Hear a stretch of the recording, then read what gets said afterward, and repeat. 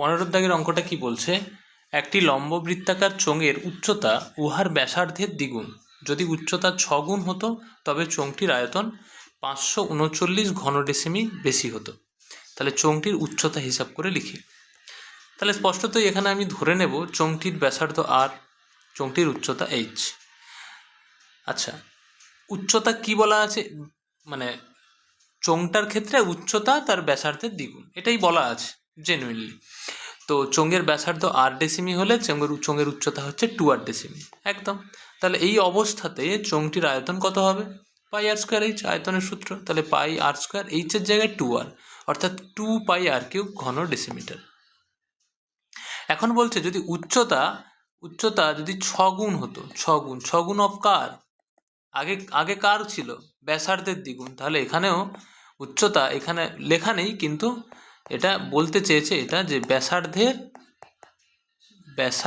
6 গুণ যদি হতো, তাহলে উচ্চতা 6 গুণ হলে পরিবর্তিত উচ্চতা কত হবে, 6r, আগে ছিল যেটা 2r।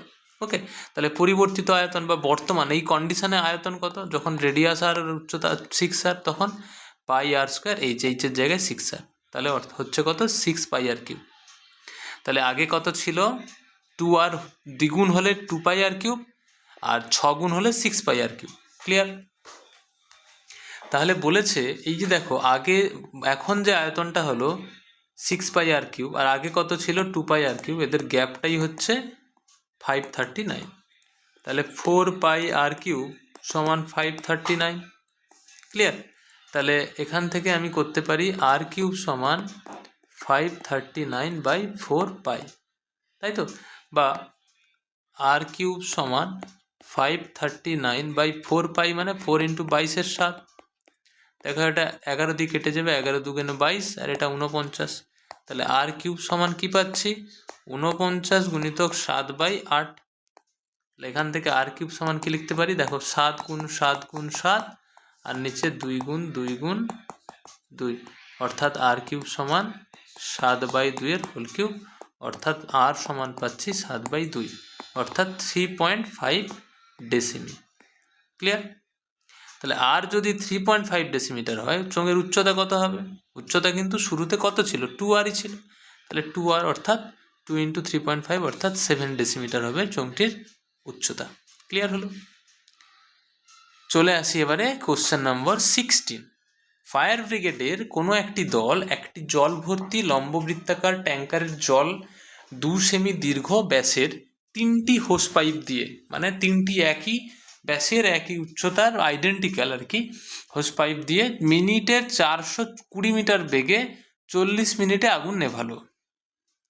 যদি ট্যাঙ্কারটির ব্যাসের দৈর্ঘ্য 2.8 মিটার হয় এবং ওই যে পাইপটির ট্যাঙ্কারটির দৈর্ঘ্য অর্থাৎ ট্যাঙ্কারটির এইচ 6 মিটার হয়, তবে আগুন নেভাতে কত জল খরচ হয়েছে আর ট্যাঙ্কে আর কত জল রয়েছে। মানে এরকম একটা ট্যাঙ্কার ছিল, সেই ট্যাঙ্কার থেকে 3টা হোস পাইপ লাগানো ছিল, এরকম একটা, এরকম একটা, এরকম একটা, 3টা হোস পাইপ দিয়ে আগুন নেভানো হয়েছে। তাহলে ধরো এতটা জল ছিল, এই জলটা খরচা হয়ে গেছে, আর এইখানে কতটা জল পড়ে আছে জিজ্ঞাসা করছে। তাহলে পুরোটা যদি কতটা জল ছিল পেয়ে যাই, আর এইটাতে খরচা কত হয়েছে পেয়ে যাই, তাহলে আগুন নেভাতে খরচা কত হয়েছে আর টোটালটা থেকে নেভাতে খরচা যা হয়েছে বাদ দিলেই পড়ে আছে কতটা পেয়ে যাবো। ক্লিয়ার? সোজা অঙ্ক। তাহলে এখানে দুটো সিস্টেম আছে, একটা পাইপ আর একটা হচ্ছে ট্যাঙ্ক। পাইপের ব্যাস কত বলা আছে, 2 সেমি, অর্থাৎ 1 সেন্টিমিটার। ব্যাস 2 সেমি অর্থাৎ ব্যাসার্ধ 1 সেন্টিমিটার। অর্থাৎ এটাকে যদি মিটারে করি, কেন না আমার পরবর্তীতে এই সমস্ত কিছু মিটারেই দেওয়া আছে, তো 1টা সেন্টিমিটারকে আমি মিটারেই নিয়ে যাব। তাহলে ব্যাসার্ধ 1 সেমি অর্থাৎ 0.01 মিটার। আচ্ছা, 1 মিনিটে একটি পাইপে নির্গত জল, সেটা তো আমরা জানি কি না, পাই আর স্কোয়ার এইচ, এত ভলিউমের বেরোবে। আচ্ছা, পাই তো 22 7, আর হচ্ছে 0.01 তার হোল স্কোয়ার, এইচটা 420 কেন না 1 মিনিটে 420 মিটার জল যায়, তাই তো?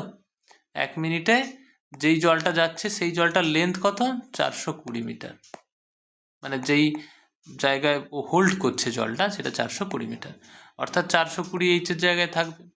তাহলে এটা গুণ করলে কত হচ্ছে, 0.132 ঘনমিটার। তাহলে 40 মিনিটে 3টি পাইপ কত হবে না, দেখো 1 মিনিটে একটা পাইপ দেয় 0.132, 40 মিনিটে কত দেবে? 40 গুণিতক 0.132। আর 3টা পাইপ, এটা তো একটা পাইপ 40 মিনিটে দিল, 3টা পাইপ 40 মিনিটে কত? ইন্টু 3। তাহলে এই পুরো জিনিসটা গুণ করলে পরে আমাদের আসবে 15.84 ঘনমিটার। ক্লিয়ার? এই যে 15.84 ঘনমিটার এসছে, এটাকে আমাকে ডেসিমিটারে নিয়ে যেতে হবে। কেন ডেসিমিটারে নিয়ে যেতে হবে? তার কারণ হচ্ছে আমাকে তো জলের ভলিউমটা কত জল রয়েছে সেটা আমি লিটারে বোঝাতে পারলে ভালো হয়, তাই লিটারেই বোঝাবো। এইটা রাখলেও ভুল কিছু নয়, ঠিক আছে, মানে ঘনমিটারে থাকলে ভুল কিছু নয়, কিন্তু জেনারেলি আমরা ভলিউমের যে আয়তন মানে এককটা, সেটা আমরা লিটারেই জেনুইনলি আমরা সচরাচর আমরা বলে থাকি। ফলত এই যে 15.84 ঘনমিটার এসছে, এটাকে আমাকে লিটারে নিয়ে যেতে হবে। এবারে বলো, লিটারের সঙ্গে আমাদের যে কনভার্সেশন মানে যে কনভার্ট যেটা করি, সেটা হচ্ছে তার ইউনিটটা আমরা কি জানি? 1 ডেসিমি কিউব সমান 1 লিটার। কিন্তু এখানে তো আছে ঘনমিটার। আবার ঘনমিটার থেকে ঘন ডেসিমিটারে যেতে গেলে কি করব? না, নর্মালি বলো যে 1 মিটার সমান কত হয়? না 10 ডেসিমিটার, একদম। তাহলে কিউব করে দিলে বোথ সাইড কি হয়ে যাবে? কিউব করে দিলে কি হবে? 1 মিটার কিউব, 1-এর কিউব 1 মিটার কিউব সমান 10-এর কিউব ডেসিমি কিউব। এটাও কিউব করতে পারো। তাহলে কি আসছে? 1-এর কিউব হচ্ছে 1, তাহলে 1 মিটার কিউব সমান 10 কিউব মানে 1000 ডেসিমিটার কিউব। তাহলে এই যে এত ঘনমিটার, তাহলে এত দিয়ে গুণ করো, 15.84 ইন্টু 1 মিটার কিউব সমান কত হবে? 15.84 এর সঙ্গে 1000 গুণ হয়ে গেলে এত ডেসিমিটার হবে। তাহলে দেখো দুটো শূন্য, দু ঘর দশমিক সরিয়ে দিল, আর একটা শূন্য বসে যাবে, এত ডেসিমিটার কিউব। এত ডেসিমিটার কিউব মানে কি হবে? এত লিটার, মানে 15,840 লিটার। ক্লিয়ার হলো ব্যাপারটা? একদম। তাহলে 15,840 লিটার। আমি তাহলে এটা ইরেজ করে দিচ্ছি। এবারে 15,840 লিটার আমাদের 40 মিনিটে 3টি পাইপ দ্বারা নির্গত জলের পরিমাণ। তাহলে এবারে ট্যাঙ্কারের হিসাবটা করি। ট্যাঙ্কারের ব্যাস বলা আছে 2.8 মিটার, অর্থাৎ ব্যাসার্ধ 1.4 মিটার। দৈর্ঘ্য অর্থাৎ এইচ ট্যাঙ্কারের কত? 6 মিটার। তাহলে ট্যাঙ্কারের মোট আয়তন কত? πr²h, অর্থাৎ 22/7 into 1.4 whole square into H, সেটা গুণ করলে আসছে 36.96 ঘনমিটার। অর্থাৎ এখান থেকেও দেখো ঘনমিটার থেকে লিটারে নিয়ে যেতে গেলে কি করতে হবে?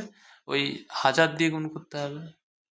তাহলে দুটো শূন্যের জন্য 2 ঘর সরলো, 36, 9, 6 আর একটা শূন্য, এত লিটার। ক্লিয়ার হলো? তাহলে অবশিষ্ট জলের পরিমাণটা কত হবে? এই 36,960 থেকে 15,840 বাদ দিলে, কারণ এই জলটা আগুন নেভাতে কাজে লেগেছে, ছিল টোটাল এতটা, ছিল টোটাল এত লিটার ছিল ট্যাঙ্কে, লেখাই আছে ট্যাঙ্কারের মোট আয়তন, আর এটা আগুন নেভাতে খরচ হয়েছে। তাহলে অবশিষ্ট কত হবে? বাদ দিলে যেটা, তাহলে এত আগুন নেভাতে খরচ হয়েছে 15,840 লিটার, আর ট্যাঙ্কের অবশিষ্ট পরিমাণ জলের পরিমাণটা হচ্ছে 21,120 লিটার। ক্লিয়ার হলো? এবারে চলে আসা যাক কোশ্চেন নাম্বার 17। কত কি বলছে? 17.5 সেমি ব্যাসের 4টি লম্ববৃত্তাকার ঢালাই পিলারের চারপাশে 3.5 সেমি পুরু বালি সিমেন্টের প্লাস্টার করতে হয়। মানে একটা এরকম ধরো পিলার ছিল, পিলারের চারপাশে আরও আমি প্লাস্টার করছি। তাহলে একটা পুরু হচ্ছে পিলারটা, এরকম কাইন্ড অফ, এই যে এত চওড়া। তাহলে দেখো খেয়াল করো, ভেতরের এই যে 17.75 এই যে ব্যাস, তাহলে অন্তর ব্যাসার্ধ হবে 17.75/2। এই যে 17.75 এত ব্যাসের একটা বৃত্তাকার যে পিলার, তার ব্যাসটা আছে 17.75, এটা কিন্তু অন্তর্ব্যাস। তাহলে অন্তর ব্যাসার্ধ কত হবে? 17.5/2, অর্থাৎ 8.75। তাহলে বহির্ব্যাস কত হবে? এই যে পুরু বলেছে 3.5 সেমি পুরু, এটা হচ্ছে 3.5। তাহলে ভেতরেরটা হচ্ছে 8.75, তার সঙ্গে 3.5 যোগ হলো, অর্থাৎ 8.75, সরি 8 3 12, 12.25, 8.75-এর সঙ্গে 3.5 যোগ হলো, তাহলে 5, 7, 5, 12, 2 হাতে 200, 8, 3, 11, 12, তাহলে 12.25 হয়ে যাবে বহির ব্যাসার্ধ। ক্লিয়ার? আর উচ্চতা তো বলাই আছে 3 মিটার। একের দাগের কোশ্চেন কি বলছে? এই একের দাগের কোশ্চেন থেকে বুঝতে পারছি উচ্চতা দেওয়া আছে। তাহলে প্রথম কোশ্চেনটায় ওই অন্তর্ব্যাস আর বহির্ব্যাস পেলাম, আর এটা এতটা পুরু মানে এটাই চওড়া, প্লাস্টারের পুরুত্ব বলা ছিল। আচ্ছা, একের দাগের কোশ্চেন কি বলছে? প্রতিটি পিলার যদি 3 মিটার লম্বা হয়, অর্থাৎ পিলারের উচ্চতা হচ্ছে 3 মিটার, অর্থাৎ 300 সেন্টিমিটার। সেন্টিমিটারে করছি কারণ সব আমার সেন্টিমিটারে দেওয়া ছিল, তাই এটাকে সেন্টিমিটারে কনভার্ট করে নিয়েছি। তবে কত ঘন ডেসিমি মশলা লাগবে? এই যে ঘন ডেসিমি, ঘন কথাটা আছে মানে আয়তন, অর্থাৎ একটি পিলারের মশলার আয়তন, মানে একটি পিলারে কতটা মশলা লাগবে সেটা আয়তন ভলিউম জুড়েই থাকবে। তো তাহলে একটি পিলারে মশলার আয়তন কত হবে? দেখো, জেনারেলি যদি ফাঁপা না হতো তাহলে হতো πr²h, কিন্তু এখানে বাইরের একটা আছে, ভেতরের একটা আছে, ফলত πr² মাইনাস πr1²h। ভেতরেরটা ফাঁপা, তাই এই ভেতরেরটা বাদ যাচ্ছে, খোলসটাতেই আছে, খোলসটার ভলিউম হচ্ছে এইটা, মানে মাঝখানে যেটা আছে। তাহলে পাই কমন নিলে r² minus r1² into h, এটা হচ্ছে আমাদের ভলিউম। r2-র মান আমরা জানি, r1-এর মান জানি, h-এর মান জানি, সবার মান পুট করে দেবো। দেখো, পুট করে সিম্পলিফাই করলে এটা আসবে আমার 69,300 ঘন সেন্টিমিটার। আচ্ছা, ঘন সেমি থেকে ঘন ডেসিমিতে কি করে যাব? হ্যাঁ না, সেন্টিমিটার থেকে 1 সেন্টিমিটার সমান 1 সেন্টিমিটার সমান কি হয়? Kilo hecto decametre deci centi milli. তাহলে 1 সেন্টিমিটার সমান 1/10 ডেসিমিটার। তাহলে কিউব করে দিতে হবে। তাহলে 1 কিউব মানে 1 সেমি কিউব সমান 1/10 কিউব কত হয়ে যাবে? 1000 ডেসিমি কিউব। তাহলে এইটাকে 1000 দিয়ে ভাগ করে দেবো, তাহলে একটা শূন্য কাটলো, আর 1 এগিয়ে গেলে 69.3 ঘন ডেসিমি। এতটা মশলা, একটা পিলারে মশলা এতটা লাগবে। তাহলে 4টি পিলারে মশলার পরিমাণ কত হবে? ইন্টু 4, তাহলে 4 ইন্টু 69.3 অর্থাৎ 277.2 ঘন ডেসিমিটার। ক্লিয়ার? তাহলে এবারে বলছে, দেখো আমাদের এইটা তাহলে একের দাগের কোশ্চেনের উত্তর হয়ে গেল। এইটা হচ্ছে একের দাগের কোশ্চেনের অ্যান্সার। দুই দাগে বলছে প্লাস্টারের মশলা তৈরি করতে 4:1 অনুপাতে বালি সিমেন্ট মেশাতে হয়, তবে কত ঘন ডেসিমি সিমেন্টের প্রয়োজন? তাহলে এই যে এত ঘন ডেসিমি মশলা লেগেছে, এর মধ্যে 4:1 অনুপাতে বালি সিমেন্ট আছে। তাহলে বালির আনুপাতিক ভাগাহার বলতে পারবে? বালির আনুপাতিক ভাগাহার দরকার নেই, সেটা আমার সিমেন্টের আনুপাতিক ভাগাহার লাগে। সিমেন্টের আনুপাতিক ভাগহার কত হবে? 1/5, তাই তো। মোট অনুপাতটা এই 4:1 হলে মোট অনুপাত কত হয়? মোট অনুপাত হয় হচ্ছে আমাদের 4 + 1 5। তাহলে সিমেন্টেরটা হবে 5/1 ভাগ, তাই তো। তাহলে এইটার 5/1 আছে সিমেন্ট।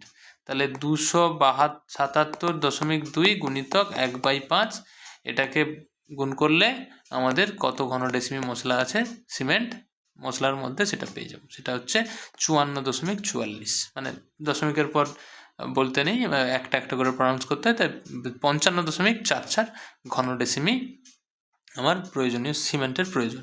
তাহলে 4টি পিলারের মোট 277.2 ঘন ডেসিমি মশলা লাগবে, আর মোট আমার 55.44 ঘন ডেসিমি সিমেন্টের প্রয়োজন। ক্লিয়ার? আচ্ছা, এবারে আমরা 18-এর দাগের অঙ্কটায় চলে আসি। 18-এর দাগের অঙ্কে কি বলছে? একটি লম্ববৃত্তাকার ফাঁপা চোঙের বহির্ব্যাসের দৈর্ঘ্য 16 সেন্টিমিটার। বহির্ব্যাস, তাহলে বহির্ব্যাসার্ধ কত হবে? 8। বহির্ব্যাসার্ধটাকে এখানে লেখা নেই, এখানে লিখে নিতে পারো যে ফাঁপা চোঙের, এইটাকে মেনশন করে নাও। বহির্ব্যাস হচ্ছে 8 R1, আর অন্তর্ব্যাস হচ্ছে এখানেও যেমন অন্তর্ব্যাসার্ধ আর বহির্ব্যাসার্ধ, সেরকম এখানেও বহির্ব্যাসার্ধ আর অন্তর্ব্যাসার্ধ। বহির্ব্যাসার্ধকে R1, অন্তর্ব্যাসার্ধকে বহির্ব্যাসার্ধকে R2, অন্তর্ব্যাসার্ধকে R1 ধরছি। আর বলাই আছে, দেখো বহির্ব্যাসার্ধ হচ্ছে 16, অন্তর্ব্যাসার্ধ হচ্ছে অন্তর্ব্যাস হচ্ছে 12, তাহলে 16/2 মানে 8 আর 12/2 মানে 6। আর চোঙটির উচ্চতা বলা আছে কত? 36 সেন্টিমিটার। এবার চোঙটিকে গলিয়ে 2 সেমি ব্যাস বিশিষ্ট এবং 6 সেমি দৈর্ঘ্যের কতগুলি নিরেট চোঙ তৈরি করা যাবে? তাহলে একটা বড় চোঙ ছিল, সেটাকে গলিয়ে কতগুলো আমরা ছোট ছোট নিরেট চোঙ বানাতে পারবো। ঠিক আছে, এবারে দেখো এখানে H1 H2 ধরেছে, তার কারণ হচ্ছে এই যে প্রথম যে লম্ব বৃত্তাকার চোঙটা ছিল তার উচ্চতাটা হচ্ছে 36 সেন্টিমিটার, কিন্তু যেটা আমরা নিরেট চোঙগুলো বানাবো এটা কিন্তু ফাঁপা চোঙ ছিল। ঠিক আছে, এটা ফাঁপা চোঙ, খেয়াল রাখতে হবে। আর নিরেট চোঙের ক্ষেত্রে 2 সেমি ব্যাস বিশিষ্ট, অর্থাৎ ব্যাসার্ধ 1 সেমি আর উচ্চতা 6 সেমি দৈর্ঘ্যের, উচ্চতা 6 সেমি। কতগুলো বানাতে পারবো না? ধরি x খানা বানাতে পারবো। খেয়াল করো, ফাঁপা চোঙের ভলিউমের সূত্র কি হয়? পাই r2 square minus r1 square into h। এইটা সমান কি হবে? কতগুলো বানাবো? x খানা, আর একটার আয়তন কত? পাই r স্কোয়ার h। এই যে h আর h হয়ে যাচ্ছে, তাই প্রথমটাকে বলছে ফাঁপাটাকে h1 ধরেছে আর নিরেটটাকে h2 ধরেছে। দেখো সবগুলোর মান জানি আমরা, তাহলে এই পাই তো কেটে যাবে, সমস্যা নেই। r2-র মান হচ্ছে দেখো 8 স্কোয়ার মাইনাস r1-এর মান কত? 6 স্কোয়ার হোল ইন্টু 36 আর সমান এদিকে x ইন্টু r-এর মান কত? মানে r হচ্ছে এখানটায়, এটাকে r ধরেছে, নিরেট চোঙের ব্যাসার্ধটাকে r ধরেছে, তাহলে r-এর মান 1, তাহলে 1 স্কোয়ার ইন্টু আর h-এর মান হচ্ছে 6। তাহলে স্পষ্টতই x সমান ডিরেক্ট করতে পারছি 8 স্কোয়ার প্লাস মাইনাস 6 স্কোয়ার মানে 8 প্লাস 6 ইন্টু 8 মাইনাস 6 ইন্টু 36, তাই তো, ইন্টু 36, আর একে 6 দিয়ে ভাগ করে দিলে হয়ে যাবে আমাদের x। তাহলে x হচ্ছে 636। তাহলে এটা বুঝতেই পারছো আমরা যে 814 ইন্টু 2, এটা হচ্ছে x এর মান, অর্থাৎ সরি ইন্টু 6, ইন্টু 2 না, ইন্টু 6 একটা হবে, মানে 14 ইন্টু 2 ইন্টু 6, অর্থাৎ 14 ইন্টু 12। ঠিক আছে, 14 2 28, সাথে 2, 14 1 14, 2 16, 168টি আমি নিরেট চোঙ বানাতে পারবো। ক্লিয়ার হলো? তাহলে অতএব ফাঁপা চোঙটিকে গলিয়ে 168টি নিরেট চোঙ তৈরি করা যাবে। ক্লিয়ার? আশা করি বোঝা গেল।